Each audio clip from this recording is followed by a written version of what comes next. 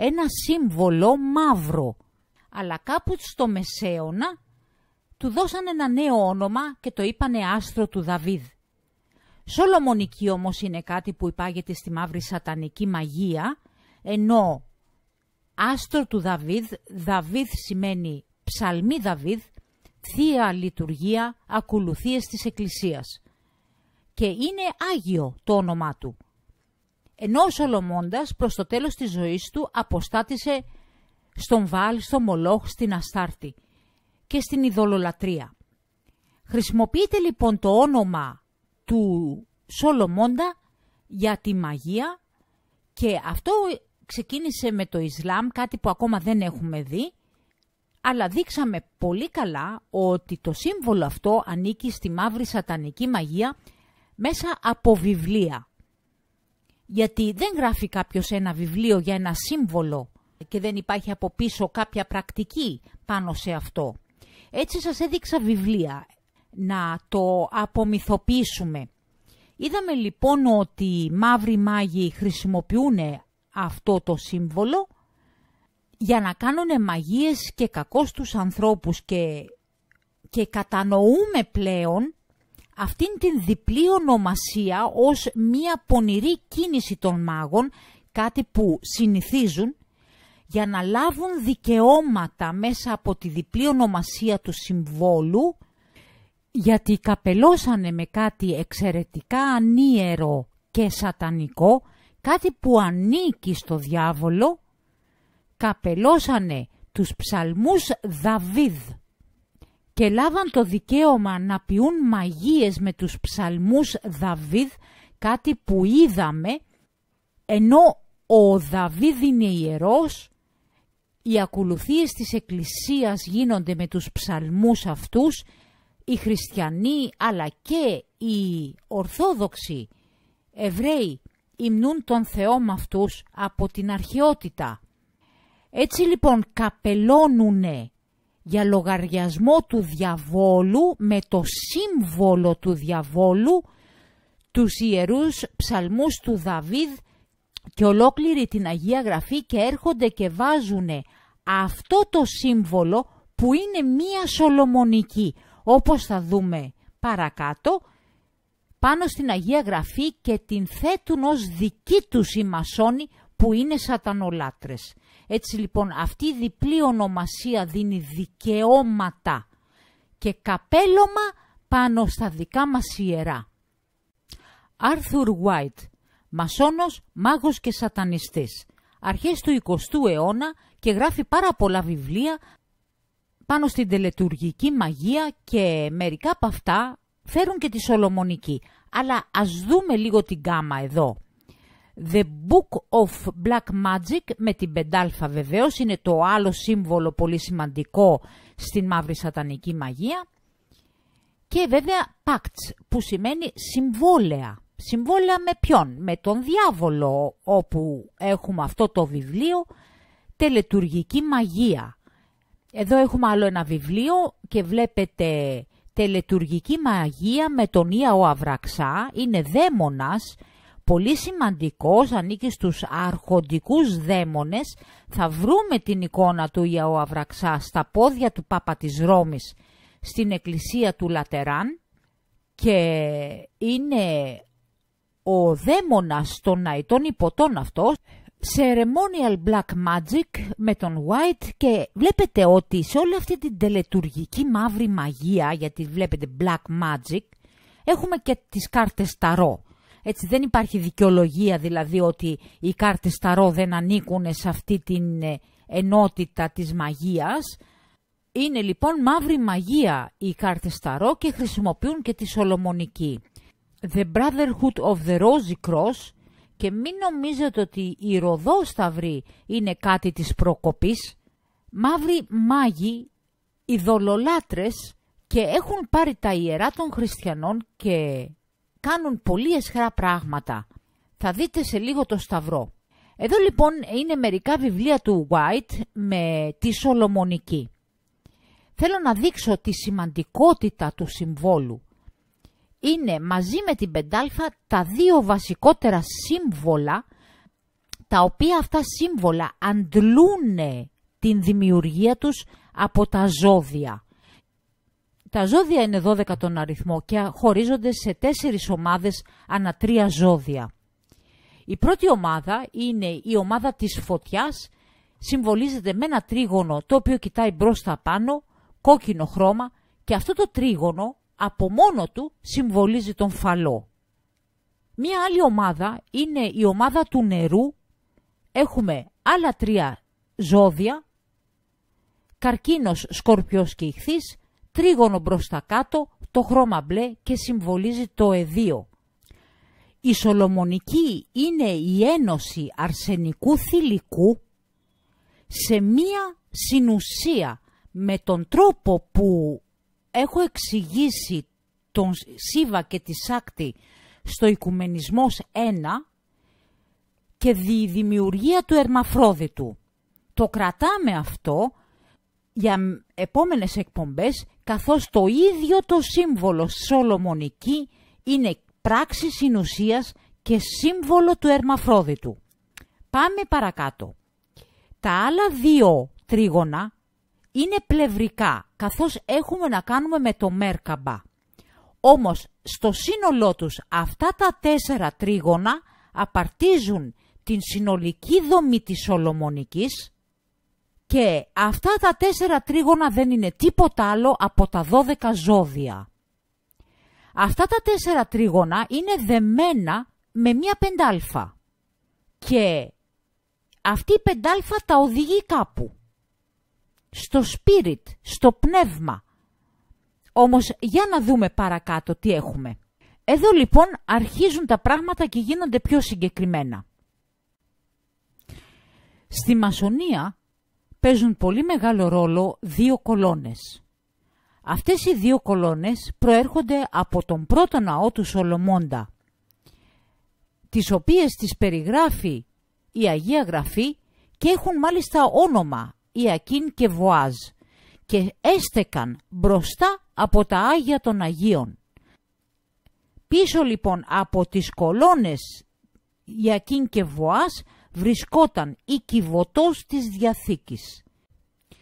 Όμως προσέξτε, ο ναός του Σολομώντα δεν ήταν ανίερος, ήταν αφιερωμένος στον Θεό. Ο Σολομώντας όμως έγινε ανίερος γιατί αποστάτησε στα είδωλα και στη μαγεία. Στο ναό λοιπόν του Σολομώντα υμνούσαν τον Θεό με τους ψαλμούς του Δαβίδ. Και οι κολόνες αυτές οι 2 σηματοδοτούσαν τα Άγια των Αγίων και βλέπουμε εδώ μία μασονική ποδιά που κάνει ακριβώς το ίδιο.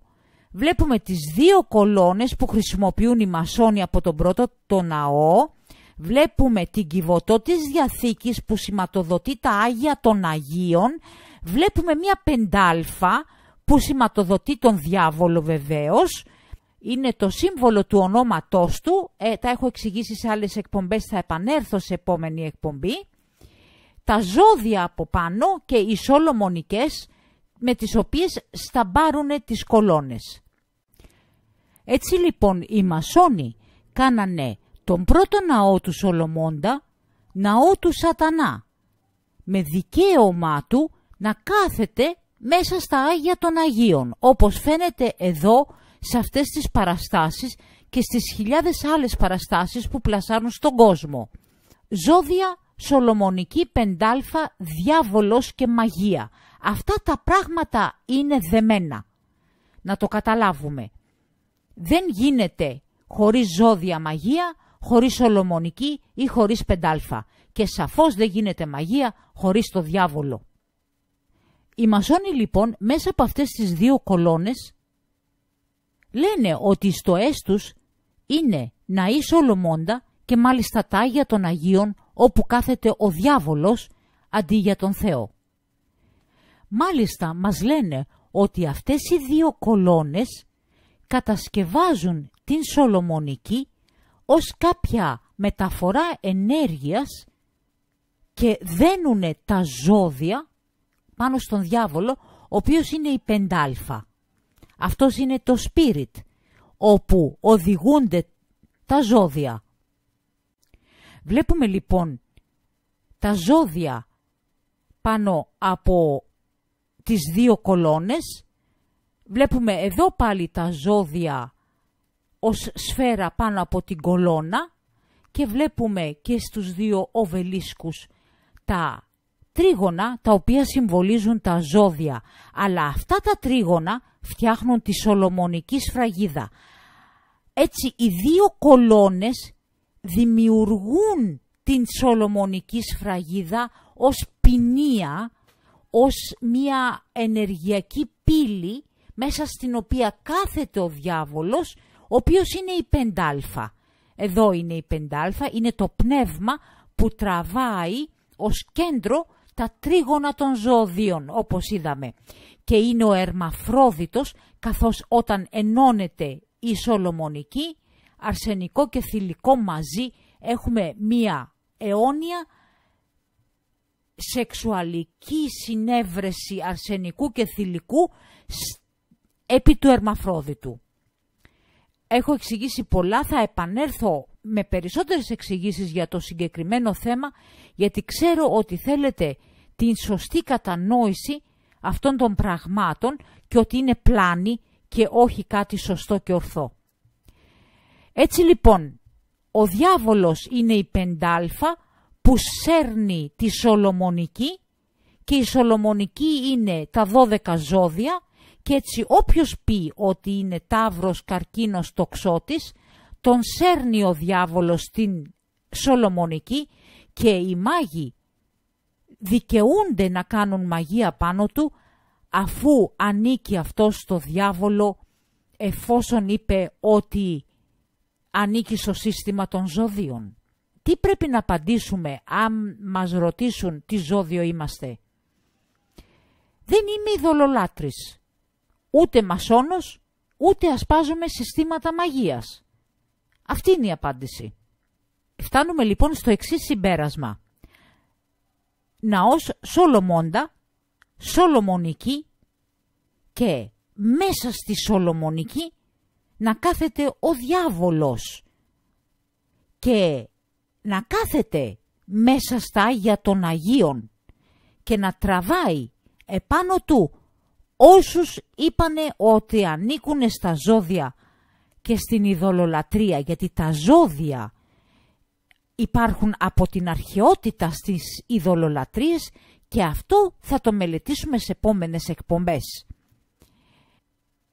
Είπανε λοιπόν τη Σολομονική που είναι ο θρόνος του σατανά, άστρο του Δαβίδ. Και δικαιούται τώρα ο διάβολος που χώθηκε μέσα στο ναό του Σολομώντα, έστω και εικονικά, να έχει δικαίωμα στην Αγία Γραφή και στους ψαλμούς του Δαβίδ, εφόσον οι άνθρωποι ψάλουν τον Θεό με τους ψαλμούς αυτούς. Το κατανοείτε αυτό? Η Σολομονική σφραγίδα είναι ο θρόνος του σατανά και το άστρο του Δαβίδ δίνει δικαίωμα επί της Αγίας Γραφής, καθώς οι ψαλμοί Δαβίδ είναι ύμνοι προς τον Θεό και μασκαρεύεται ο διάβολος ως άστρο Δαβίδ, ως άγγελο Δαβίδ, ως κάτι ιερό και το δεχόμαστε και αποκτά δικαίωμα μέσα από αυτήν την αποδοχή του ψεύδους να καπελώσουν οι μασόνοι με την Σολομονική, γιατί αυτό είναι σύμβολο Σολομονικής, 6 σημείων, θα τα μελετήσουμε με λεπτομέρειες. Και προσέξτε τώρα εδώ, η σημαία του Ισραήλ είναι 2 κολόνες και στο κέντρο η Σολομονική. Το βλέπετε? Ακόμα οι μασόνοι τοποθετούν την Σολομονική μέσα στην Αγία Γραφή, όπου βρίσκονται οι ψαλμοί του Δαβίδ και από εκεί πήραν το δικαίωμα να κάνουν αυτήν την κίνηση. Αλλά δείτε εδώ τώρα τι συμβαίνει. Ο γνώμονας είναι η γωνία και είναι το θηλυκό, είναι μπροστά κάτω.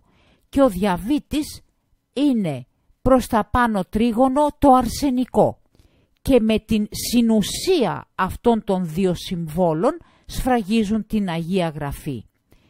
Όταν ανοίγουνε να διαβάσουνε, ανοίγουν τον διαβήτη και τον γνώμονα, όταν όμως κλείνουνε τον διαβήτη ως μία μύτη η οποία εισέρχεται στη γωνία συμβολικά για τη συνουσία για την οποία εκφράζει αυτό το σύμβολο, και αυτό πάνω στη δικιά μας Αγία Γραφή, και εκ του δικαιώματος του ψεύτικου ονόματος ότι αυτό είναι άστρο του Δαβίδ. Το ζήτημα σαφώς δεν έχει κλείσει, κάναμε μία εισαγωγή να κατανοήσουμε πώς μας πλανά ο πατέρας του ψεύδους. Το ψέμα ότι είναι το άστρο του Δαβίδ, ενώ είναι η Σολομονική και ο θρόνος του Σατανά. Πάμε πίσω τώρα στον White. Με άλλα λόγια, η Σολομονική και η 5α είναι ένα σύστημα κτισμένο από τα ζώδια και χωρίς τα ζώδια δεν γίνεται μαύρη μαγεία. Έτσι έχουμε ζώδια, αλχημία, το αζόθ, θα τα συζητήσουμε στην πορεία των εκπομπών, και ο πιστός δεμένος μέσα από αυτά τα πράγματα στην Σολομονική σφραγίδα. Τελετουργική μαγεία, αλχημία, και βλέπετε το σύμβολο της Σολομονικής σφραγίδας με τον κύβο του Μέτατρον, έτσι ονομάζεται αυτό. Και εδώ είναι ο σταυρός των ροδόσταυρων, βλέπετε πόσο σατανικός είναι, 4 πεντάλφες μία Σολομονική, και βλέπετε τα σύμβολα του Αζόθ, υδράργυρος, θιάφη και αλάτι. Και το Ίνρι, τα αρχικά του σταυρού του εσταυρωμένου, όπως το μεταφράζουν οι καθολικοί, και έχουν πάρει οι σατανιστές πάλι κάποιο δικαίωμα μέσα από την Καθολική Εκκλησία και χρησιμοποιούν του Χριστού τα στοιχεία για τις μαύρες σατανικές μαγείες τους. Εδώ βλέπουμε την αυλή του βασιλιά Σολομώντα και βιβλίο τελετουργικής μαγείας και άλλα βιβλία εδώ του ίδιου. Βλέπετε εδώ σας έχω βάλει το όνομά του. Αυτά είναι εσωτερικά ή εξώφυλλα με την Σολομονική σφραγίδα, ο μάγος, και λέει ολοκληρωμένο σύστημα occult philosophy, φιλοσοφίας μυστικισμού, δηλαδή μαγείας, γιατί κάνουν πολλές ασυναρτησίες οι μάγοι και γι' αυτό πρέπει να μένουν μυστικές αυτές οι ασυναρτησίες για να μην δέχονται κριτική από τον κόσμο. The Order of the Unknown Philosopher και άλλα παρόμοια. Αυτός λοιπόν είπε τα εξής για τη Σολομονική σφραγίδα. Στην Ινδία ότι συμβολίζει τον Βυσνού. Μα ο Βυσνού είναι μια ειδωλολατρική θεότητα και η βάση του Ινδουισμού είναι η μαγεία. Ενώ ο προφήτης Δαβίδ λέει στον Ψαλμό 95 «Πάντες οι θεοί των εθνών δαιμόνια, ο δε Κύριος τους ουρανούς επίησεν». Πώς τώρα έγινε η Σολομονική των δαιμόνων και της μαγείας άστρο του Δαβίδ? Αυτό να μου το εξηγήσετε. Ο Δαβίδ λέει ότι οι θεότητες της ειδωλολατρίας είναι δαίμονες και εδώ το σύμβολο αυτό εκφράζει τον Κρόνο, τον Δία, τον Άρη, την Αφροδίτη, τον Ερμή και την Σελήνη. Είναι ένα παντοδύναμο τάλισμαν και μπορεί να εξουσιάζει δαίμονες. Πείτε μου σας παρακαλώ, σε ποιον ψαλμό είναι γραμμένα αυτά εδώ τα πράγματα? Γιατί αν δεν ανταποκρίνεται τίποτα από όλα αυτά στους ψαλμούς Δαβίδ, τότε αυτό το σύμβολο δεν δύναται να είναι άστρο του Δαβίδ. Και επειδή το σύμβολο είναι ιδιαίτερα ανίερο, είναι μεγάλη αμαρτία για τους χριστιανούς να το λένε άστρο του Δαβίδ και πρέπει να το ονομάζουν Σολομονική της μαύρης σατανικής μαγείας.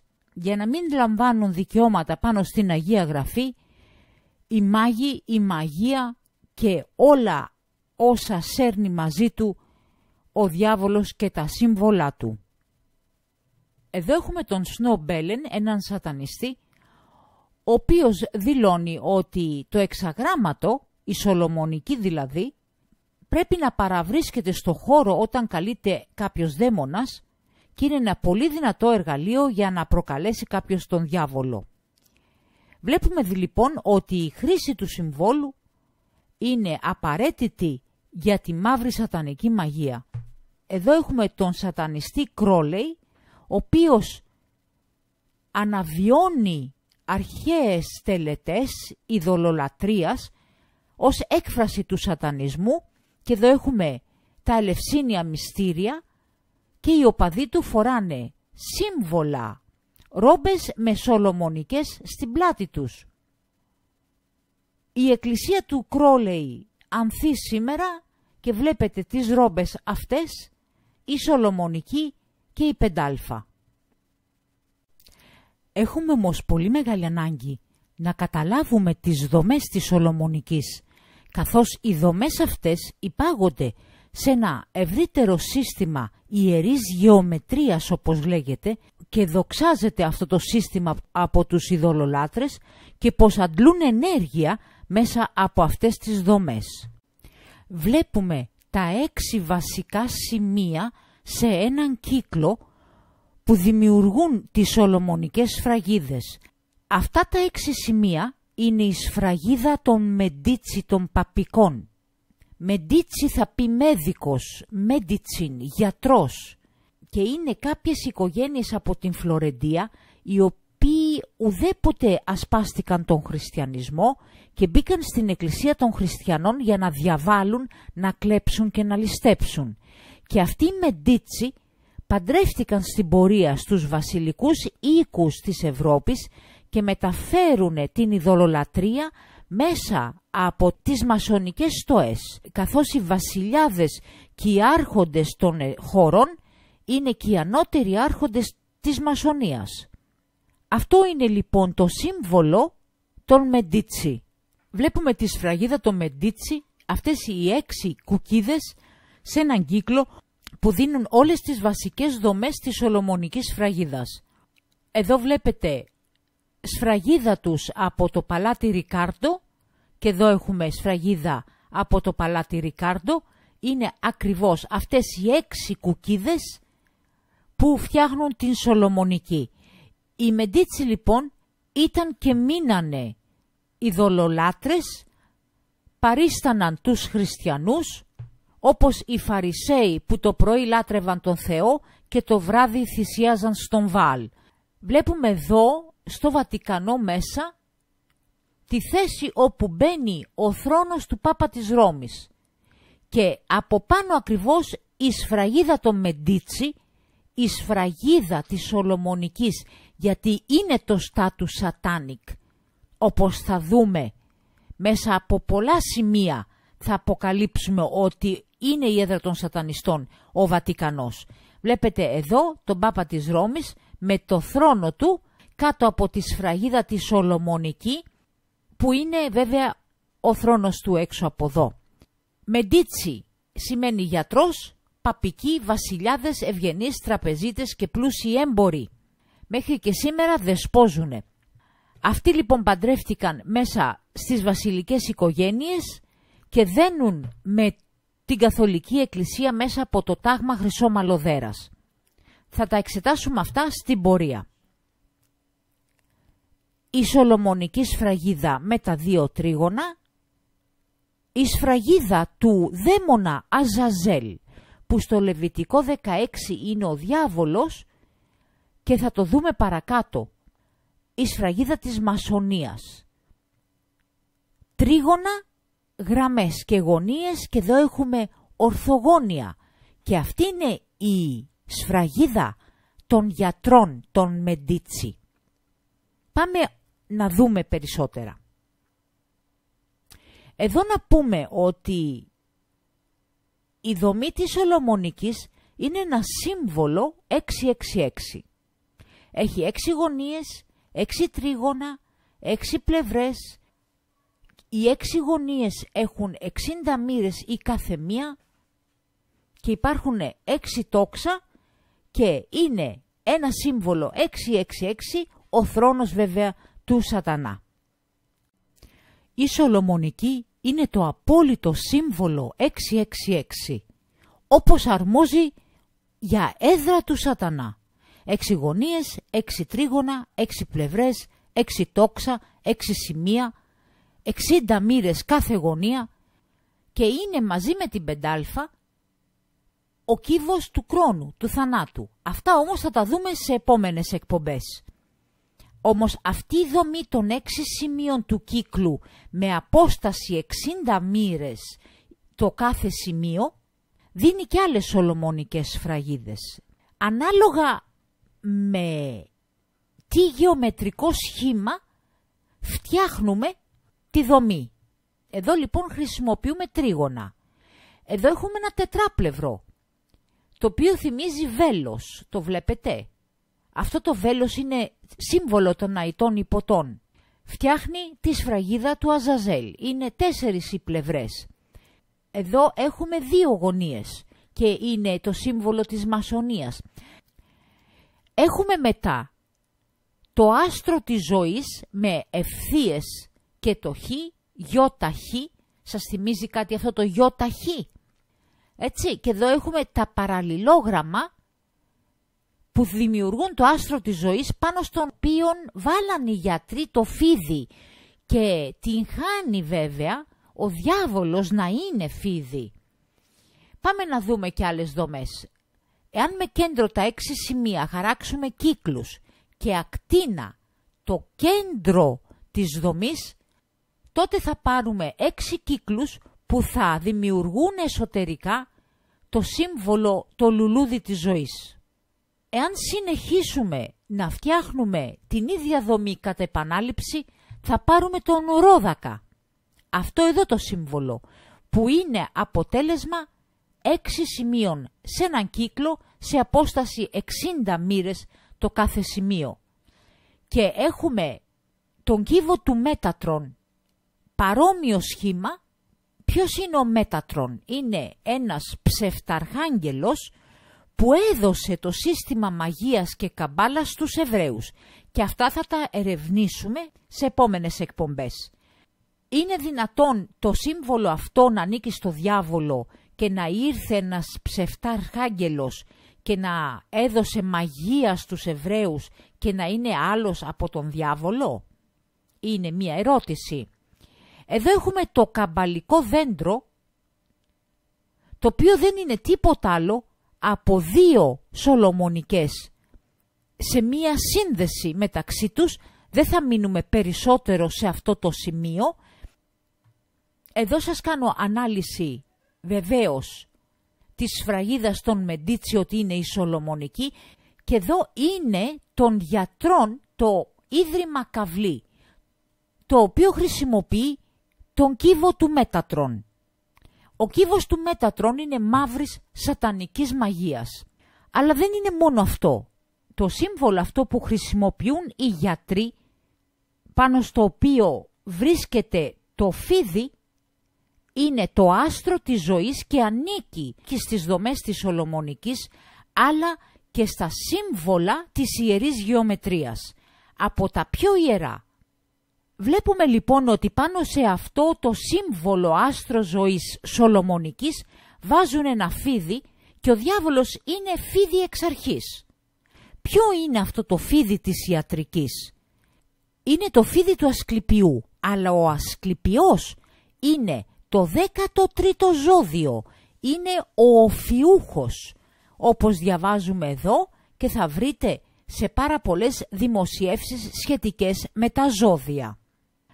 Αυτό το φίδι της ιατρικής είναι ο Θεός Δημιουργός ή είναι ο Δίας ο Μιλίχιος, ένα από τα δύο, γιατί ο παντοδύναμος Δίας των κεραυνών σερνόταν ως φίδι στα Ασκληπία με το όνομα Μιλίχιος. Οι γιατροί ορκίζονται όμνημη Απόλλωνα. Υπάρχουν πάρα πολλά ειδωλολατρικά στην ιατρική ενώ το σύμβολο του οφιούχου είναι το κηρύκιο. Και αυτό είναι περίεργο, γιατί ο οφιούχος πατάει πάνω στο σκορπιό, ο σκορπιός πιάνει στα γεννητικά όργανα και το κηρύκιο που φτιάχνει τα τσάκρας πιάνει από τα γεννητικά όργανα. Άρα έχουμε εδώ 3 φίδια, το φίδι του Ασκληπιού και τα 2 φίδια του κηρυκίου που παραβιάζουν τον άνθρωπο.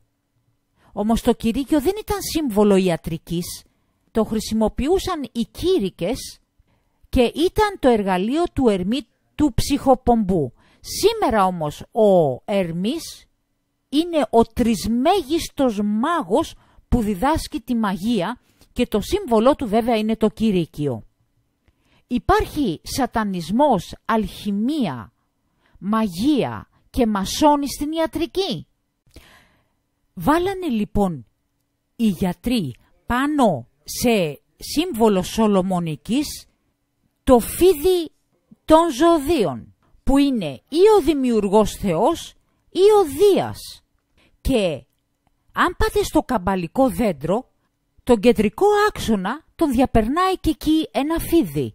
Αυτά τα πράγματα είναι περίεργα, γιατί ο διάβολος είναι φίδι, το κηρύκιο είναι όφαλός του και ο διάβολος κάθεται ακριβώς στο κέντρο αυτού του συμβόλου άστρο ζωής, όταν ενώσουμε με παραλληλόγραμμα τις Σολομονικές. Το βλέπετε αυτό? Και ακριβώς εδώ βάζουν οι γιατροί το κηρύκιο που δεν ήταν δικό τους σύμβολο. Δεν θα πούμε παραπάνω σε ανάλυση, γιατί έχω πάρα πολλές αποκωδικοποιήσεις πάνω σε αυτά τα πράγματα. Απλώς βλέπουμε εδώ ότι αυτά έχουν σχεδιαστεί εκ του πονηρού και δεν είναι κάτι το αθώο. Και να σκεφτούμε ότι το Ίδρυμα Καβλή είναι ένα παγκόσμιο ίδρυμα στρατιωτικό του Ντάρπα και καινοτομίες εγκεφάλων στην παρεμβολή τεχνολογιών στο συνειδητό των ανθρώπων, δηλαδή δαιμονισμός. Αυτό θα πει να παρέμβει κάποιος απ' έξω στον εσωτερικό μου κόσμο, τον εσωτερικό μου πνευματικό και συναισθηματικό κόσμο. Δεν έχει κανένα δικαίωμα να με χακάρει.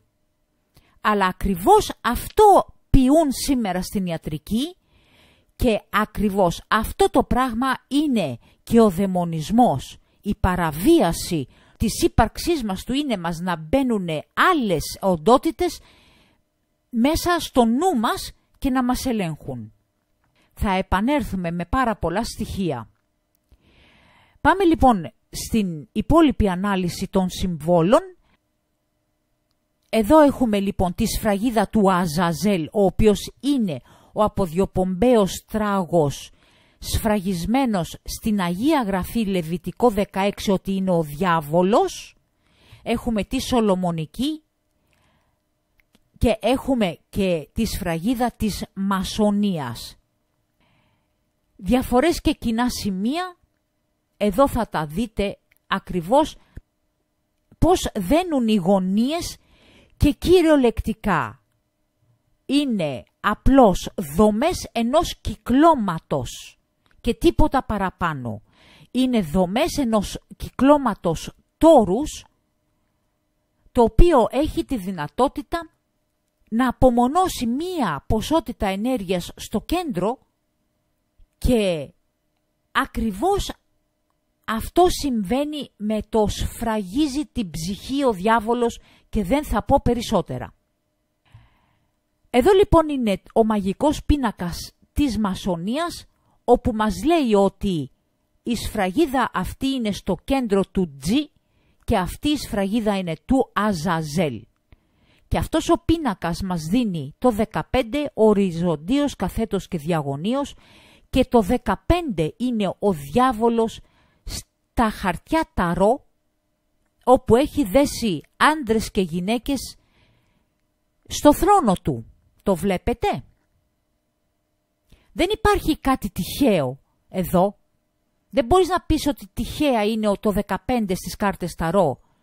όταν το G σημαίνει Θεός και τοποθετούν τη σφραγίδα του δαίμονα Αζαζέλ, που σημαίνει διάβολος στην Αγία Γραφή, και είναι ακριβώς αυτόν που λατρεύουνε. Και προσέξτε ότι η σφραγίδα του Αζαζέλ είναι σολομονική και είναι στο κέντρο, και το 5, το G5, είναι ο Θεός της Μασονίας, ο τράγος, που είναι στο κέντρο της σολομονικής σφραγίδας επί του μαγικού πίνακα της Μασονίας. Το G5 λοιπόν είναι στο κέντρο της σολομονικής, όπως είναι το φίδι στο κέντρο του άστρου της ζωής που είναι σολομονική, και όπως είναι η πεντάλφα στο κέντρο της σολομονικής που είναι ο διάβολος πάλι. Και το 15 μας δίνει αθρηστικά τον αριθμό 6, και ο πίνακας αυτός είναι ένας πίνακας 666, όπως είναι κάθε σολομονική σφραγίδα, αφού έχει 6 σημεία σε απόσταση 60 μοιρών. Υπάρχει λοιπόν μία διασύνδεση όλων των πληροφοριών και των δομών, και δεν υπάρχει καμία τυχαιότητα πουθενά ή κάποια διάσπαση της διασύνδεσης των πληροφοριών. Εδώ είναι ο τράγος της αμαρτίας, ο Αζαζέλ, τον οποίον καβαλάνε οι μασόνοι. Είναι ο Θεός τους, ο τράγος είναι ο Θεός τους, το G είναι ο τράγος, ο Αζαζέλ είναι ο τράγος, ο Αζαζέλ είναι σφραγισμένος ο διάβολος από την Αγία Γραφή, και είναι αυτός που κουβαλάει τις αμαρτίες βάσει του Λεβιτικού, και οι μασόνοι δεν αποστρέφονται την αμαρτία, αλλά πάνε καβάλα πάνω στον τράγο της αμαρτίας, ο οποίος τους οδηγεί στις αμαρτίες. Είναι η λατρεία της αμαρτίας η μασονία. Και αυτά τα εξηγώ στην τραγοκατάσταση. Αυτό είναι το βιβλίο του Χίτλερ. Mein Kampf, λέει, ο αγώνας μου, και έχει εδώ συμβολάκια. Τα βλέπετε? 4 συμβολάκια. Και τα 4 συμβολάκια αυτά απαντούν στη δομή της σολομονικής. Αυτό εδώ το σύμβολο είναι το άστρο της ζωής, το σύμβολο των γιατρών.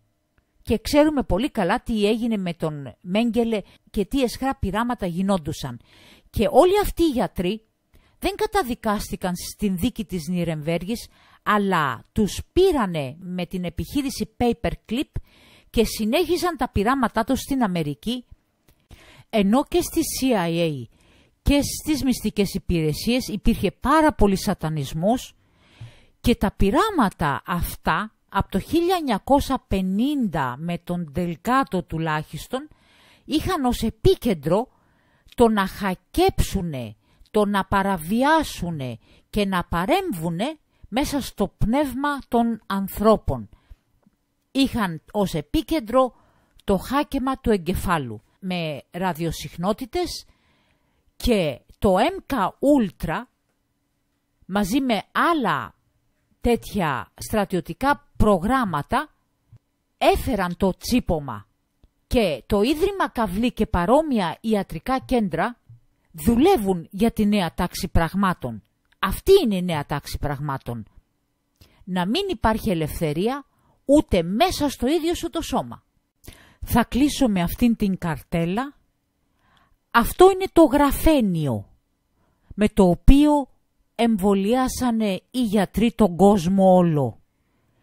Βλέπετε λίγο τη δομή. Είναι 6 σημεία. Είναι δομή σολομονικής. Γιατί είναι αυτό το σύμβολο τόσο σημαντικό? Γιατί είναι αυτή η δομή που μπορεί στο κέντρο της να εγκλωβίσει μία ποσότητα ενέργειας, και οι δαίμονες από την αρχαιότητα, οι Ανουνάκοι, ήταν τεχνολογικής φύσης. Δεν ήταν κάτι άλλο, δεν είχαν ποτέ θεία χάρη, και χρησιμοποιούν το γραφένιο για να ανοίξουν το κβαντικό του τούνελ. Και τι είχανε μέσα τα εμβόλια? Είχανε γραφένιο, να το πω σολομονική, λουσιφεράση, φως βιοφωτάβγειας, πεφωτισμός δηλαδή, ένα βάπτισμα εσωτερικό, Ιλουμινάτι, να λάβουμε βάπτισμα σολομονικής με το όνομα του σατανά και κύτταρα από εκτρωμένα έμβρια. Και δεν θέλω εδώ να πω παραπάνω για να μην μου κόψουν την εκπομπή. Αυτή λοιπόν η συνταγή του εμβολίου θυμίζει πάρα πολύ συνταγή μαύρης σατανικής μαγείας και κυκλοφορεί και μια ξαφνικίτιδα. Το γραφένιο είναι υλικό παραβίασης συνειδητού, κάτι που κάνουν οι δαίμονες, και η νέα τάξη πραγμάτων της μασονίας που θέλει να φέρει τον νεοσφόρο, τον δικό τους άρχοντα. Πώς πρέπει να αντιμετωπίσουμε το ζήτημα αυτό? Ακριβώς σαν κάποιος να μας είχε κάνει μία τελετή μαύρης σατανικής μαγείας ή να είχαμε δαιμονιστεί. Γιατί όλα αυτά υπάγονται στο σατανισμό, στη μαγεία και στο διάβολο και πουθενά αλλού. Σολομονική λοιπόν, για τη μαγεία υπάρχει ο εξορκισμός, για τη σολομονική υπάρχει η μετάνοια και είναι το μόνο φάρμακο που μπορεί να βοηθήσει κατά της ξαφνικίτιδας. Αυτό λοιπόν δεν είναι το άστρο του Δαβίδ, αλλά είναι ένα άστρο μαύρης σατανικής μαγείας που το πλασάρουν οι μασόνοι να βρωμίζουν τα ιερά μας, να κάνουν τις μαγείες τους και να διαδίδουν τον διαβολό τους. Είναι όμως μεγάλη αμαρτία να λέμε αυτό το σιχαμένο πράγμα άστρο του Δαβίδ. Μην το ξεχνάτε αυτό. Σολομονική και όχι άστρο Δαβίδ. Σας ευχαριστώ πάρα πολύ. Η Υπεραγία Θεοτόκος να μας σκεπάζει. Να είστε καλά.